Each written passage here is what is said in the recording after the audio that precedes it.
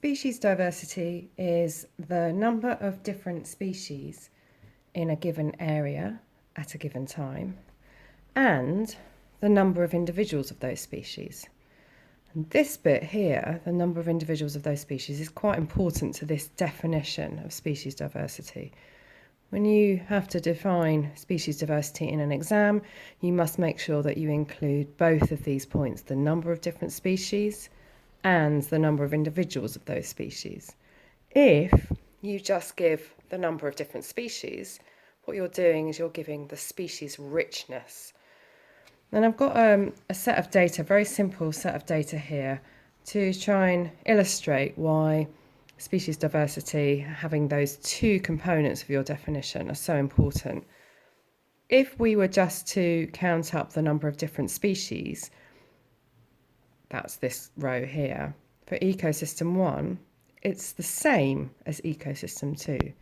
So if we were just going to give a measure of species richness for each of these ecosystems, we would conclude that they were the same as each other. Even if we counted up the total number of individuals of all the species, we would conclude that the two ecosystems were the same as each other.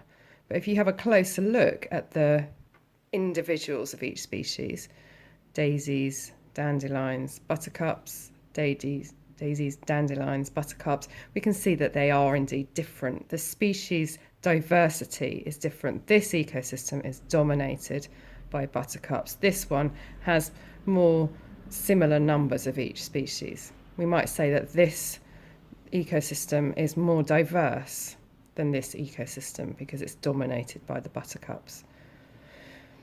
So there's a little calculation that we can do to give an indication of species diversity. We can calculate the index of diversity, and what this does is it quantifies, it assigns a number to species diversity. And this is really handy if you want to compare two ecosystems. You can see how limiting it was if we just compare the total number of species present in each ecosystem. So this is the index of diversity formula here. And I'll just talk you through what each of the bits in the formula means. D, the little d, is going to be your index of diversity. That's going to be your number that quantifies species diversity. Big N is the total number of individuals of all the species. So in ecosystem 1, big N would be 1,000.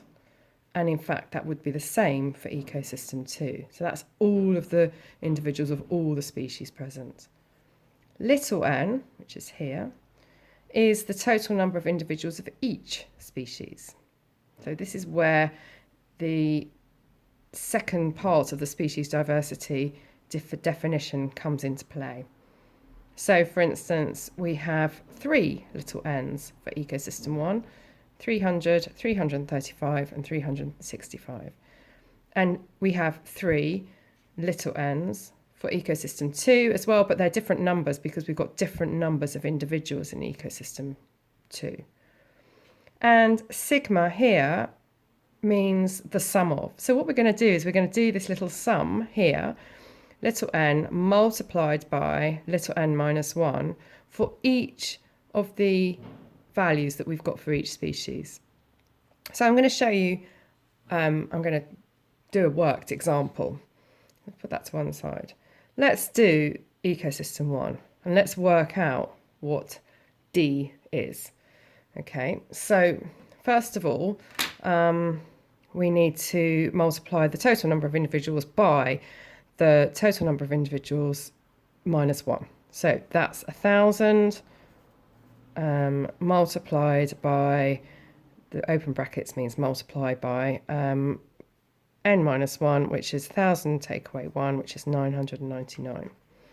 Okay, so I'm going to write all of this out. So our first little sum for the numbers of individuals of each species is, let's do the daisy first. So that would be little n is 300 multiplied by little n minus 1 would be 299. So 300 times 299. Then we need to add that because it's asking us to add all of these sums that we do for each species together. So we need to add that to this one. So that's 335 multiplied by n minus 1, which is 334 in this case. And then we add that to the last one, the buttercup, which is 365 times n minus 1, 364. Okay, now I'm going to carry on with my working. I'm going to write it all out. So I'm going to work out what each of these little sums represents. 1,000 times 999, I did this earlier, is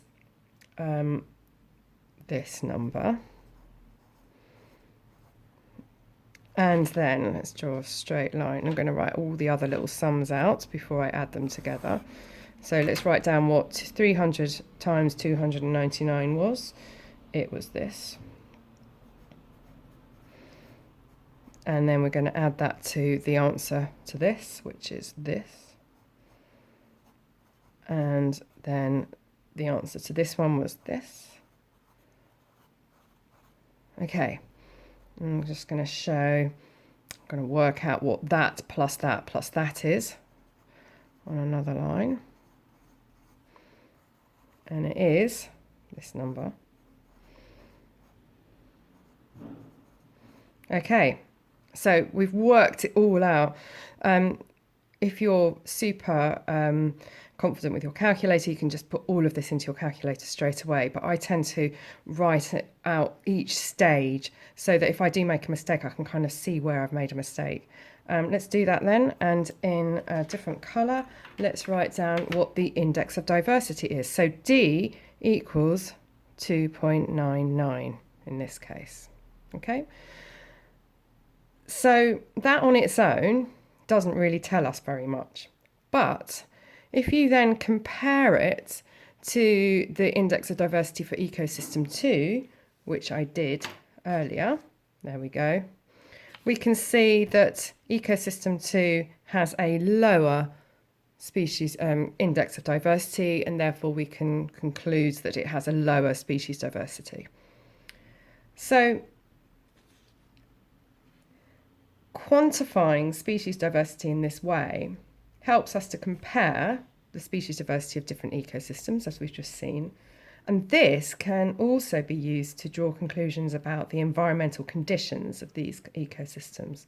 So a high species diversity, as is the case for ecosystem 1, indicates environmental conditions that are favourable to a wide range of plant species.